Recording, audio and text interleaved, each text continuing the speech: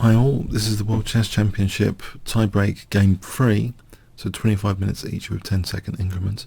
Let's have a look. Magnus Carlsen playing white, e4, Sergey reacts with classic. We go into the classic royal pass, and again, knight f6.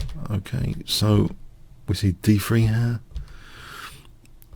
d6. Fairly standard moves so far.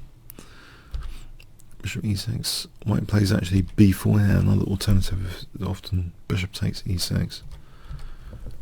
Knight d5. Knight d4. Knight g5. This is quite interesting now. Knight g5. Very aggressive looking move. So one of the tactical points, if we take here to try and hit the knight, take here, and this is interesting. White's better, I believe, in all variations. If takes here, then e takes is good for white because we've got a check there winning the rook. If taking if this is actually quite good for white. And here there's also the possibility of knight c3, but knight takes, white is playing knight c6 here. That's an important move. Or knight takes f7. I think knight c6 is actually slightly better. And this is a tiny bit better for white. So, okay, so basically, knight takes d5 might not be the best. In fact, better is what was played. Bishop takes d5. After e takes, knight d7. So now hitting that knight, goes back f5, and it looks as though black, Magnus is weakening his light squares clearly, but he's trying to get some dark square pressure. And look at this knight, that's kind of annoying. It's kicked. Whoop, it's kicked. Knight e4. The queen goes to e8. This is a nice attacking maneuver generally. Bishop b3, queen g6. So black might be threatening knight h4. That could be dangerous at some point. We see f3, a defensive measure. So if knight h4, there's things like rook f2 or even rook a2 to defend g2. We see bishop h4. It looks a bit dangerous on the dark squares here. a4. The thing is, now knight f6, black has got a good position though. Fundamentally, it's dangerous. Queen e2, and now there's a very, very interesting move played by Magnus. Can you spot it if I give you 5 seconds? Great move, positionally, tactically.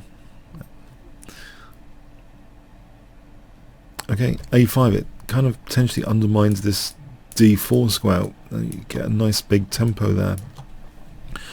Now best is, it's tricky for white. Apparently best is taking here. It looks a bit strange, but if we have this position, apparently this is only slightly better for black. If we take this pawn on d5, yeah, winning a center pawn, and we get a tense kind of position here where white is worse, so black is slightly better. So that's not great news here. And now what was played was a takes. I think a takes. Bishop d2. And black is slightly better here. It's still equal on pawns, 6 pawns each, but black is doing very well because he's getting this gigantic knight on e3, a fawn in white's side. Now, even though engines won't like it or tolerate it and think it's equal, this is unpleasant for white to play with that knight on e3. It's like a disaster waiting to happen for one inaccuracy. Queen e8 hitting b5, king h8, knight takes,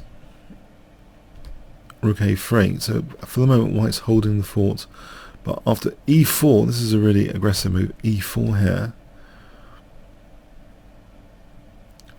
Magnus is ripping into the dark squares. Let's have a look. If bishop takes, then black can actually, probably best is to take here, and this is actually better for black after queen e5, d takes queen e5 as an example. Well, there's things like rook g8, you know, this g file, and queen d4, it's really scary for white. This position, for example, is really scary. In fact, there's tactics like this. Black's actually doing wonderfully here with queen g3 threatens. Yeah, queen g6 threatened. And it's not good, this sort of thing. So basically bishop takes f6 is too dangerous because of g takes. That g file, big road to white's king. We see instead here at this critical moment, we see d takes e4. Another one worth mentioning is f takes. Black can get an edge, it seems, with bishop takes and queen e5. So hitting the rook, and black's better here, even though white's a pawn up. Yeah, black's got great pieces. Black's the one putting the pressure on. So anyway, we see after this e4, d takes e4, and again similar sort of themes. Black's dark square play, that lovely entrenched knight. I don't think white can afford to sack the exchange here. In fact, there's queen d4. Doesn't have to. If taking, this would almost be okay for white. Well, but queen d4 is even stronger, keeping that pin for a bit. This is good for black. Let's take at the right moment and take on b5. So yeah, getting rid of this knight is not an option at the moment. So we see rook c1, rook a8, and now there's things like rook a1. Black's got all the pressure, he's in the driving seat. Huge time pressure, it's a rapid time control. h3 is played, giving the king some air. h6, king h2, queen d4. Yeah, so black's got a nice grip on all the dark squares, and this bishop looks a bit of a dummy in this position. Queen e1. Yeah, this lets things slip a bit actually. Queen e1. Maybe more stubborn is bishop d3, but it's a really difficult position to play. This position, you know, black can play on and on, basically. But we see queen e1, queen b2, and now white has to be very careful. Black is threatening mate in 1. We see bishop f1 defending that. Now rook a2, and now white has to be extremely careful with these two guys on the 7th. And in fact, given that knight takes g2 is threatened, I think there's only a few good moves here. In fact, there might only be one good move. Only move rook b1.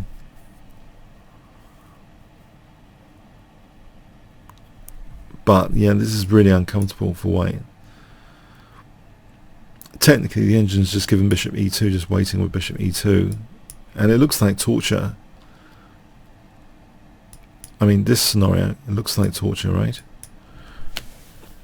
But maybe the engine's got a point. With best play, white can just hold on for quite a bit longer. But anyway, we see in the game a disastrous move in great time pressure. Rook takes c7, and black actually has at least two winning moves, but one is more crushing. Yeah, he's just let his position go with this. Can you see what black plays? Magnus plays in this position. If I give you 5 seconds.